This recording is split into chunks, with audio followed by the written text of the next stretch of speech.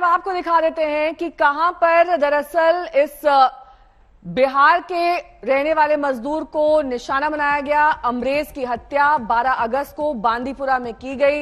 ये दरअसल एक गैर कश्मीरी जिसको अब निशाना बनाया गया है। और साथ ही आपको बता दें 4 अगस्त को बिहार के ही मुमताज की हत्या की गई थी। हम आपको सिलसिलेवार तरीके से दिखा रहे हैं दरअसल कि कब किसे निशाना बनाया गया। 2 जून को बिहार के ही दिलखुश को मार डाला गया।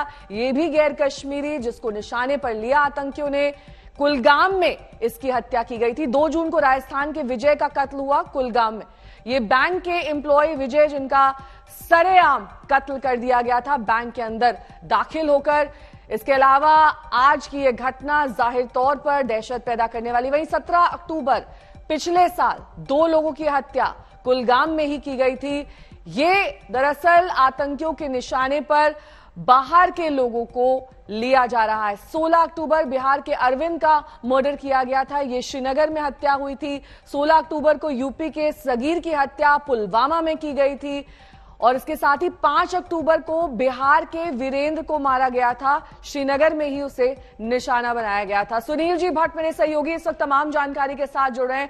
सुनील जी देखिए, लगातार आतंकियों पर तो चोट की ही जा रही है, लेकिन इससे उनके हौसले नहीं कम हो रहे हैं। एक के बाद एक गैर कश्मीरियों को निशाना बनाने का मतलब एक बड़ा संदेश देना है कि हम रुकने वाले नहीं हैं, डरने वाले भी नहीं हैं। जी बिल्कुल नेहा, मैं आपको बताता हूँ कि कश्मीर घाटी में जिस प्रकार से सुरक्षा बलों को सफलता मिल रही है, जो आतंकवाद विरोधक अभियान है और जो आतंकी कमांडर है, टॉप जो आतंकी कमांडर है उनको ढेर कर दिया गया है।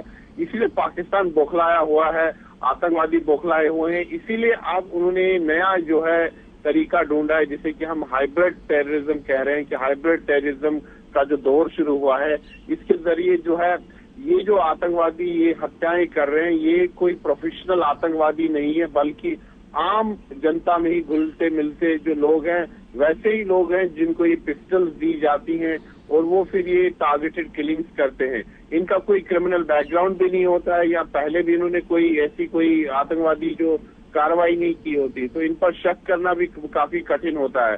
तो ये नया दौर है हाइब्रिड टेररिज्म का और कहीं ना कहीं मंशा यही है कि आतंकवादी अपनी उपस्थिति दर्ज कराना चाहते हैं। लेकिन हाल फिलहाल में अगर हम देखें, जब से राहुल भट्ट की जब हत्या की आतंकवादियों ने, रजनी बाला की हत्या की, उसके बाद हाइब्रिड टेररिज्म पर भी सुरक्षा बलों ने बहुत हद तक जो है नियंत्रण पा लिया था और कई जो हाइब्रिड आतंकवादी हैं उनका भी खात्मा हुआ और कईयों को गिरफ्तार भी किया गया, पिस्टल्स बरामद किए गए। लेकिन अभी भी कहीं ना कहीं ये हाइब्रिड टेररिस्ट है घाटी में जो ये हत्याएं कर रहे हैं। क्योंकि स्वतंत्रता दिवस है तो इसके आसपास भी आतंकवादी अब अपनी उपस्थिति दर्ज करा रहे हैं। और आज भी उत्तरी कश्मीर के बांदीपुरा जिले में मोहम्मद अमरेज जो कि बिहार के रहने वाले हैं, प्रवासी जो मजदूर है जो वहां पर कार्य करते थे, रोजी रोटी के लिए काम करते थे, उनकी हत्या आतंकवादियों ने की। इससे पहले भी हमने देखा है कि किस प्रकार जो मजदूर हैं जो वहां पर कार्य करते हैं उनको निशाना बनाया गया है। कई बार ऐसा हुआ है गोलगप्पे बेचने वालों तक